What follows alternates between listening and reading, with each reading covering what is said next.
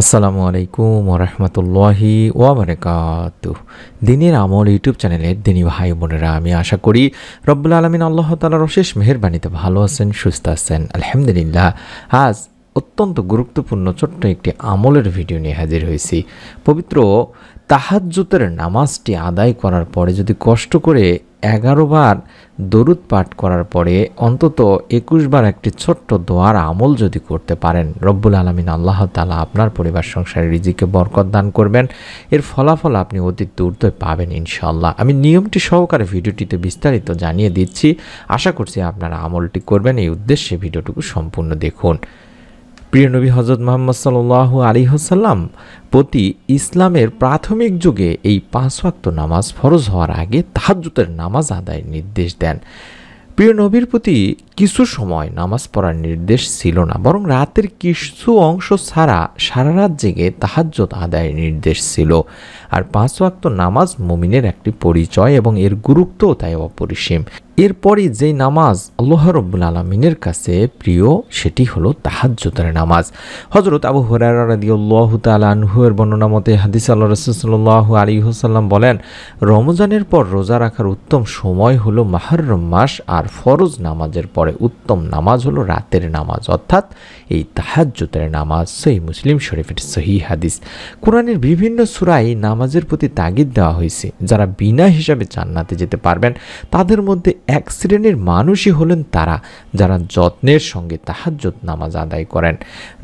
প্রিয় নবী সাল্লাল্লাহু আলাইহি ওয়াসাল্লামের সাহাবায়ে কেরাম, তাবি সহ সব যুগের ওলি ও বিদ্বানেরা এই তাহাজ্জুদ নামাজে রাত কাটিয়ে দিয়েছেন তিনি ভাই বোনেরা। হযরত আবু হুরায়রা রাদিয়াল্লাহু তাআলা আনহু বলেন, আল্লাহ রাসূল সাল্লাল্লাহু আলাইহি ওয়াসাল্লাম বলেছেন, ফরজ নামাজের পর সব নফল নামাজের মধ্যে শ্রেষ্ঠই হলো এই তাহাজ্জুদ নামাজ তথা রাতের নামাজ। তাহলে বুঝতে পারছেন কতটা গুরুত্বপূর্ণ একটি নামাজ। আর এই নামাজ আমরা চেষ্টা করব যদি সম্ভব হয় শেষ রাতে উঠে, অর্থাৎ ফজরের অন্তত 1 ঘন্টা আগে উঠে, কিংবা বাংলাদেশের সময় রাত 3টা থেকে ফজরের আগ পর্যন্ত বা সুবহে সাদিক হওয়া পর্যন্ত এই সময়টিতে উঠে নামাজটি আদায় করার চেষ্টা করব। আর যদি না পারেন তাহলে এশার নামাজ আদায় করার পরে অতিরিক্ত আরও অন্তত 2 রাকাত বা 4 রাকাত নামাজ আদায় করে এই ছোট্ট দোয়ার আমলটি করবেন তিনি ভাই বোনেরা। যারা রিজিকে বরকত পেতে চান, যারা অভাবের মধ্যে আছেন, কিংবা যাদের পরিবার সংসারে আল্লাহ তাআলা রিজিক নাই, অর্থাৎ যতটুকু আয় রোজগার করেন ততটুকুতে আপনার চলে না, তাহলে আল্লাহ তাআলার কাছে বেশি বেশি করে রিজিকে বরকত চাইবেন। আমাদের জীবনে আমরা সবাই চাই যেন আল্লাহ তাআলা আমাদের জীবনের রিজিক বাড়িয়ে দেন, কল্যাণময় করে দেন, সহজে ধনী হয়ে যায়, জীবনে যেন প্রাচুর্য আসে।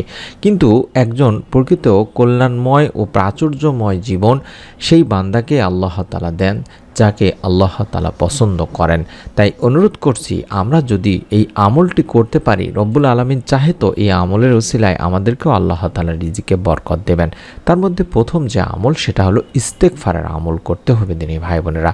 কারণ ইস্তেগফার পাঠে বান্দার অভাব মোচন হয়, পাপাচার ক্ষমা করা হয়, সন্তান সন্ততির অভাব যেমনি থাকে না তেমনি রিজিকে আসে পরিপূর্ণ বরকত। সুবহানাল্লাহ। তাই অভাবমুক্ত থাকার পাশাপাশি বেশি বেশি করে ইস্তেগফারের আমল করতে হবে, যার ফলে আল্লাহ তাআলা মানুষকে উত্তম রিজিক সহ অসংখ্য নিয়ামতে ধন্য করবেন বলেও জানিয়েছেন। মহান রব আল্লাহ তাআলা নিজেই বলেছেন তিনি ভাই বোনেরা, যে অতঃপর বলেছি তোমরা তোমাদের পালনকর্তার কাছে ক্ষমা প্রার্থনা করো, তিনি অত্যন্ত ক্ষমাশীল, তিনি তোমাদের উপর অজস্র বৃষ্টি ধারা ছেড়ে দেবেন, তোমাদের ধন সম্পদ ও সন্তান সন্ততিকে বাড়িয়ে দেবেন, তোমাদের জন্য উদ্যান স্থাপন করবেন এবং তিনি তোমাদের জন্য নদী নালা প্রবাহিত করবেন। সূরা নূর আয়াত 10 থেকে 12তে আল্লাহ রাব্বুল আলামিন নিজেই বলছেন।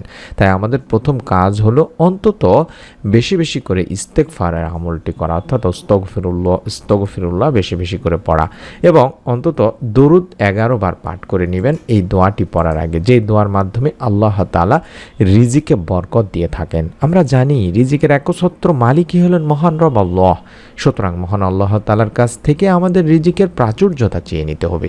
প্রিয় নবী সাল্লাল্লাহু আলাইহি ওয়াসাল্লাম তার উম্মতকে অভাবমুক্ত থাকতে আল্লাহ তাআলারই কাছে দোয়া করার এই বিশেষ আবেদনটি শিখিয়েছেন, যাতে করে তার উম্মতেরা অভাবের কারণে কুফরের দিকে, পাপের দিকে চলে না যায়।